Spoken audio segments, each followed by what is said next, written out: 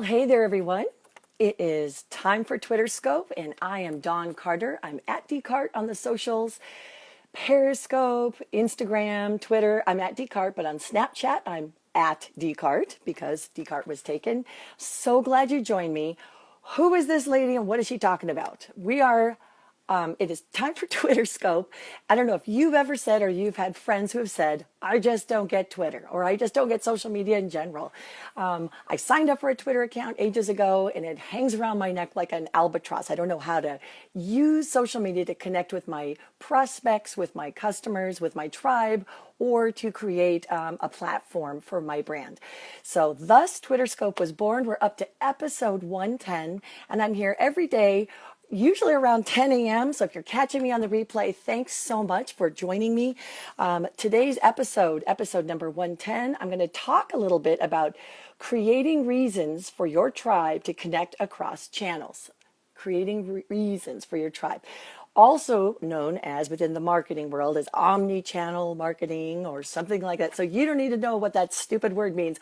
All it means is, how do I, as a brand, create reasons or create experiences where I can drive my tribe across one platform? And when I say platform, I mean Twitter, maybe Instagram, maybe you've built all of your followers in one specific platform. Maybe it's been Pinterest.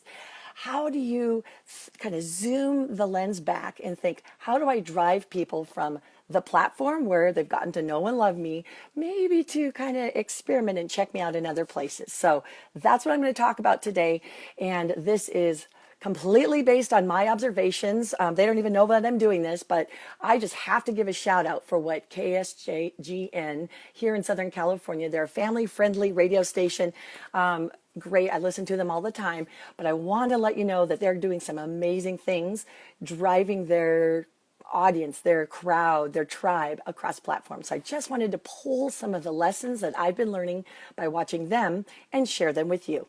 You can follow all the past episodes that I have done of Twitter Scope on YouTube. And if you're catching this on the replay, please hit subscribe down there. I love it. I think I just got my mom to subscribe yesterday, which is pretty awesome. So now I may be up to 6 or 7.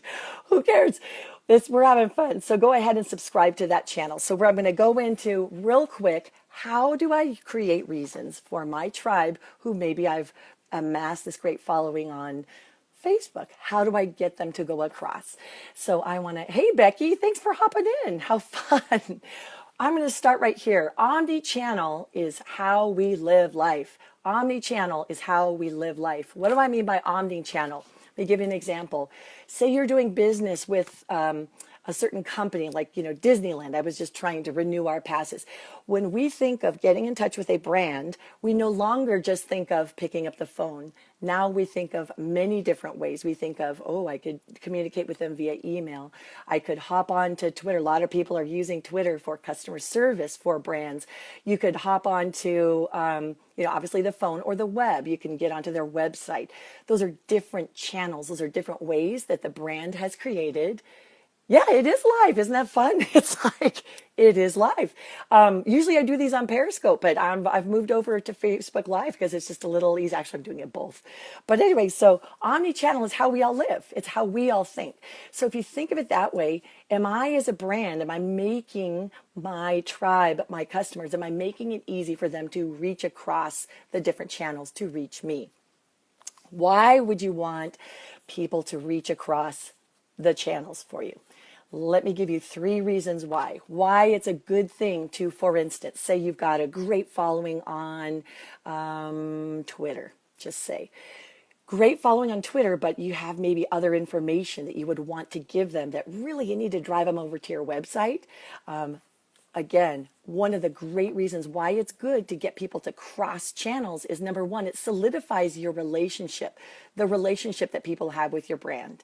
When I say solidifies, what I mean by that, anytime that you can get someone engaged with your brand and, do a behavior that you want, that's a good thing. And so if you've got someone who's following you on Twitter, but you know what? Hey, they're curious. They're checking you out on Snapchat or they're checking you out on your website. It's a good thing. Hey, thank you, Jonathan Livermore. Thank you.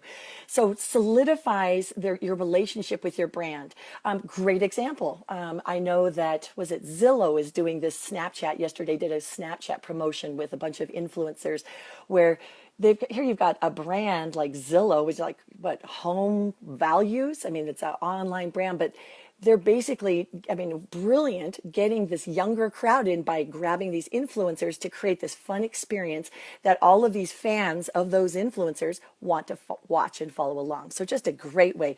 It's solidified my relationship. I don't have a relationship with Zillow. I'm not selling my house. I'm not, investigating anything, but I wanted to let you know that they basically got, all I've ever known of Zillow was they were online. It's when I'm going to go check out what a house is worth or whatever. But now all of a sudden it's, oh, I didn't know they were on Snapchat. Again, just gave me a reason to cross-pollinate into another place. It solidifies the relationship with your brand. Number two, it introduces your tribe to other features that they may not know about.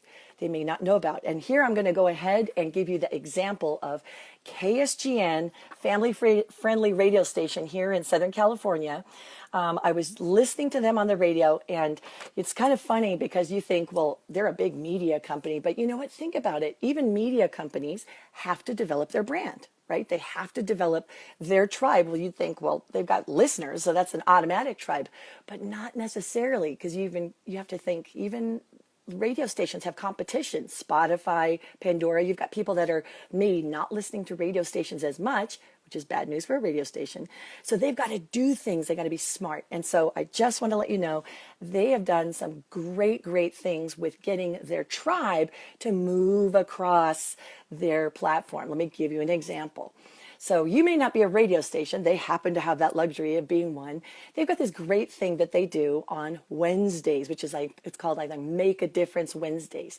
And one of the fun experiences, remember a couple episodes ago, we talked about creating experiences, why that's so important in building your brand. People don't just want information. They don't just want to buy your book, or they don't just want to do things. They want an experience. Well, KSGN does a great job of creating an experience, and this is what it is. The idea is simple. Every Wednesday, you basically go through a drive-through. It could be Starbucks, could be whatever, and you pay for the drink for the person behind you, just as an act of random kindness. And I get goosebumps even just thinking about it. And then what they do is you can go to their website and actually print out this very nice little note. It's a PDF. You can actually go to their website and print this out and then hand it to the cashier as you explain, hey, I'm paying for the drink behind me. And from experience, I just tell you, this actually happened. I did that little experiment in In-N-Out, and unfortunately the person behind me was ordering for their whole freaking dorm floor or something. I thought, oh, I'll be kind, whatever, I'll pay for the person behind me. It'll be what, $6-7 for it. Was like $35. Like, who orders $35 worth of stuff in the drive-thru? So anyway, hopefully the person in the car behind you isn't ordering Starbucks for the whole mom soccer, the whole soccer moms or whatever that they're heading off to. But anyway, I digress.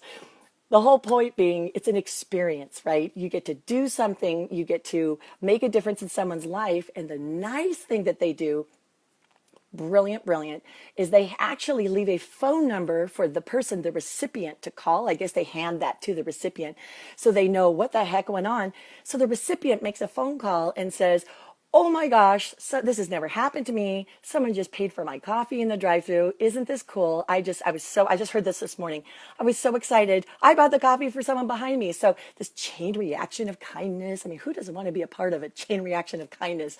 But let me just bring it back to why this is so smart. They've provided an experience for their customers. They've provided a way for the information to get back to them. The recipients make phone calls, and then they repurpose that phone call and play that on the radio. So now all the listeners are getting feedback for their behavior. And I just thought that is some pretty flippin' brilliant marketing, because what it does, it is solidifying that relationship with the brand. Oh, I get to use my pointer. It solidifies the relationship with the brand.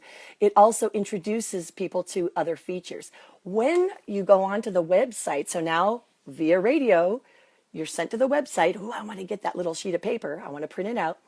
While I'm on the website, oh, they've got some other things that are kind of nifty. So now you're there as a consumer. I'm now exposed to other features. So that's why we want to drive people to other places. Just an example. I am killing me. You want to buy me some time. I'm not even paying attention. Anyway, I thought it was very, very good. It's the pointer. Yes. What's not to love about a pointer? I bought this so many years ago, and it's like, I know I'll use it one day. Who knew? Who knew live streaming would be it? Finally, here's your last reason why you want to drive people. It gives people a sense of tribe recognition. This was, again, brilliant, brilliant job by KSGN to give that tribal sense. So now, I mean, I'm just driving along listening to my family-friendly tunes, and all of a sudden I'm going, wait, hey, I want to be a part of this. This is kind of cool. And again, what they've done in me is created that sense of, oh, I want to be a part of that. So again, could be a personality thing because my husband, who is not an extrovert, and he's prides himself in not being a joiner, he could care less about that. So it doesn't affect him. So anyway, these are 3 reasons why you want to drive people across your platforms. So whether it's driving people from your radio show, or say you've got a podcast, Aaron Norris, you've got people that are already fans of your product or your media that you already issue. Give them reasons to cross platforms. Give them reasons to hop on over into Instagram. Give them reasons to go over to Twitter. Let me share one more example because I just thought it was a great idea. And again, KSGN is killing it across Instagram because they're using all the different platforms. Putting up little promotional information on Instagram for their contests. It's all tied together. Their website brings it all, solidifies it all together. Also, too, remember yesterday we talked about creating shareable nuggets. You go on their website, almost everything you can post to Pinterest, which is, again,